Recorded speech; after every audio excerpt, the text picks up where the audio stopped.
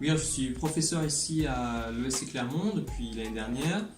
J'ai un parcours un peu spécial parce que je suis philosophe de formation. Je m'intéresse sur l'architecture et la philosophie du web. J'ai aussi eu des activités professionnelles à côté. J'ai été 3 ans responsable recherche web à l'Institut de recherche et d'innovation du Centre Pompidou. J'ai travaillé pendant 3 ans, de 2014 à 2017, également comme architecte du système d'information de la plateforme numérique de la Fondation des Galeries Lafayette pour l'art contemporain, Lafayette Anticipation.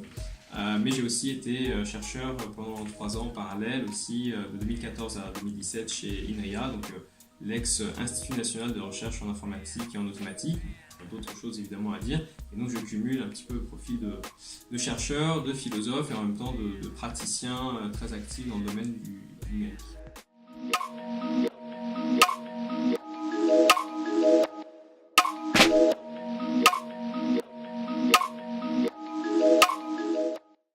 Je vois ce lien dans le fait qu'en fait l'informatique effectivement n'est pas qu'une technique, même si quand on creuse la question de la technique, en fait on arrive très très vite à des questions qui sont non techniques, qui sont des questions organisationnelles. Et donc je pense que l'informatique ce n'est pas que de la technique, c'est aussi de l'organisationnel. Moi je dirais plus de l'organisationnel que de l'humain. Et donc effectivement, quand on met en place des dispositifs informatiques, en fait, on touche aux structures organisationnelles elles-mêmes. Il faut avoir toujours une double réflexion, une réflexion technique très pointue, au-delà de ce qui peut se dire habituellement sur les enjeux techniques, pour vraiment repérer où ils sont. Ça, c'est pas du tout évident. Je pense que la plupart du temps, c'est quelque chose qui fait défaut. Et à partir du moment où on a cette réflexion technique pointue, on voit qu'on bascule en fait dans des questions organisationnelles.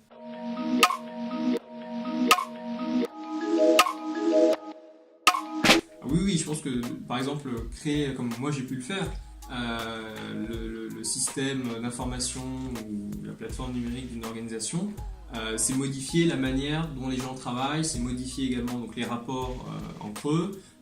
Et donc, pour donner un exemple, lorsque j'ai été l'architecte chargé de mettre en place donc, le système d'information de Lafayette Anticipation, j'avais demandé à faire intervenir en amont du développement proprement informatique de l'application un sociologue qui a fait une ethnographie du travail au sein de la fondation pour voir en fait comment les gens travaillaient au-delà de leur fiche de poste. Parce qu'il y a évidemment la fiche de poste, les questions managériales qui sont liées à ça, et puis il y a le travail caché, une grande thématique en sociologie qui est effectivement accompli par les uns et les autres.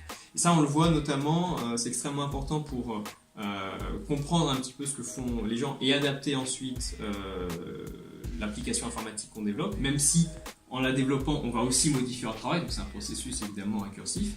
C'est quelque chose qu'on observe aussi dans la littérature scientifique, notamment dans le domaine médical, dans le cas des hôpitaux, parce que là, il y a eu beaucoup de tentatives, on va dire, d'informatiser, de numériser les systèmes d'information, et celles qui en sont les premières victimes, j'allais dire, ce sont les infirmières. Et en l'occurrence, on se rend compte que les systèmes d'information, étant donné qu'il n'y a pas eu de soins apportés à regarder le travail effectivement fait par les infirmières, en fait le système d'information éponge une toute petite partie de leur travail et donc celles-ci sont obligées de continuer à utiliser le papier et le crayon pour que l'organisation continue à fonctionner. À partir du moment où on ne sait pas bien comment fonctionne l'organisation, sur qui elle repose véritablement, quel est le travail qu'il faut produire pour que l'organisation continue à fonctionner, eh bien on se prépare des lendemains qui déchantent. Donc effectivement c'est un point tout à fait fondamental.